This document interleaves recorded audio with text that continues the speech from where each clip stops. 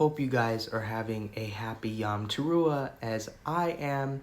Now, in Brother Ephraim, we need to get better at defending our faith academically, because Kepha, or Peter, says in his letter that we need to be prepared to defend the hope that is in us when we're asked about Mashiach, when we're asked about the Messiah, Christ. He is the anointed one, and we need to be able to, from a Tanakh perspective, validate why we put our hope and trust in him. Now, in the Talmud, right, we have this idea that a Jew cannot conduct business with a Gentile, right? And there are many thoughts like a Gentile, when he touches wine, essentially makes the wine unclean. And these are some of the thoughts that the apostles were having. And one thing we need to understand is as we convert to the faith, we cannot have that same attitude towards those who are outside of the faith. Now, I understand that business dealings are a serious matter, as well as our monotheism. For example, in Judaism, there's this idea called shituf, which is partnership in heaven. And this concept is highly debated, right? Does Elohim have a partner in creation? Does Elohim have a partner who works with him to accomplish all the things he needs to accomplish? Well, we read in Mishlei or Proverbs, who has ascended into heaven, who has gone down into Sheol? What is his name and what is his son's name? We talk about who has gathered the winds like a cloak, etc. You've probably read that verse from Tanakh before.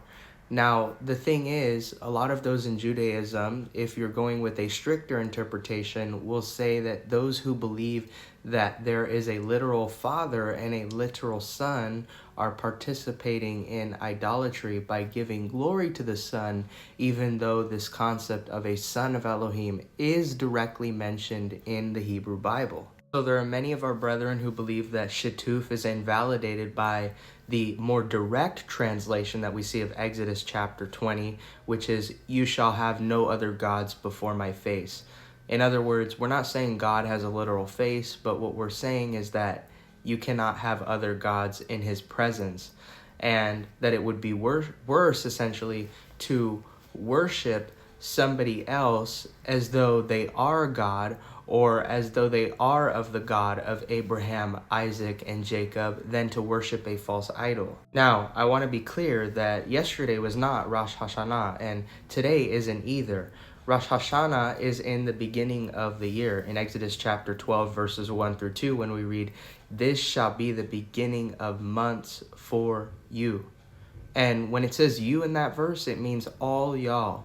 It applies to the entire human race, anybody who wants to follow Yehovah, their Elohim, in spirit and truth. And it's crazy how the word fear God is thrown around, or the phrase is thrown around, because people take that as, I need to be anxious about every little one of my actions. And no, all fear means is to worship him. And when we worship him, that's essentially us coming through on our part and keeping the commandments that he has given us. So al paneh, have no other gods before my presence, includes yourself.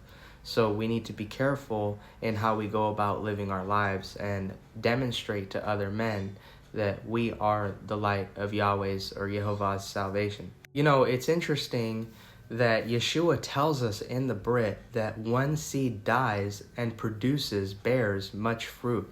It's really interesting that he says that, because this could have a twofold or even a trifold meaning. Different figures in history, they die, and it's as though their death accomplishes more or inspires more action than anything they said or did while they were living.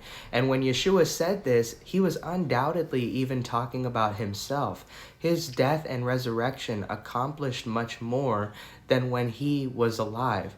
Obviously he was talking to his disciples, he was giving parables, he was performing miracles, he was healing, but the reality is that his death and resurrection accomplished way more for the evangelization of the true faith than anything else he did while he was living. So, in Judaism, they tell us not to eat the gid hanashe. Obviously, none of us should be consuming blood in any way, shape, or form. We shouldn't be eating human organs. We shouldn't be engaging in cannibalism. Those are all prohibited by Torah. And the sciatic nerve basically connects the leg, the head, the heart, etc. Some say it even has spiritual significance. This is definitely something that's debatable. Just like when I examine Torah, it's also debatable when we look at this idea of a holy or sacred assembly on the Shabbat, whether that means it's actually required to go to synagogue, because when Shaul or Yeshua went to synagogue in the Brit, it says it was their custom. So there are some Jews who would say that there's no direct commandment for this. There are others who would argue in the opposing direction. I'm about to throw a Tanakh pearl at each and every one of you.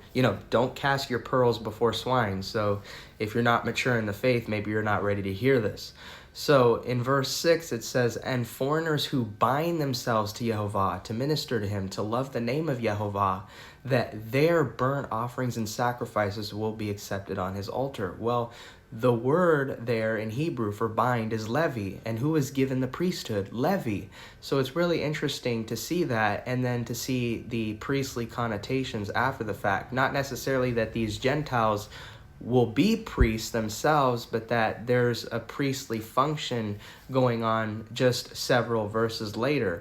Because when Leah named her son Levi, she said, well, now I'll be joined to my husband, meaning I'll no longer be a reproach to him.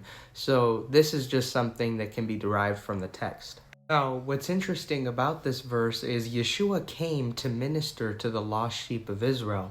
He didn't even come for Judah. Judah's hearts were already very hardened against him. He was not received in his own town, but he was received everywhere else. Well, why? Because those in Israel who maybe lost their Tanakh roots, who maybe lost their Torah roots, were ready to come back into covenant when they met the right guy, when the right guy came on the scene. Now, what's interesting is that Capernaum is the place where Yeshua went for synagogue services, and we know that he came for the lost sheep of Israel, not for the house of Judah. And we can see that because the house of Judah was very opposed to him. They absolutely hated him, abhorred him. But the northern house, some of them had lost their Torah roots, they had lost their Tanakh roots, and they were ready to come back into covenant worship with Elohim. And Yehovah sent his son to be able to help accomplish that mission. And so that's why we have Isaiah 56, is because they would have been foreigners and strangers at the point that they had been severed from the covenant.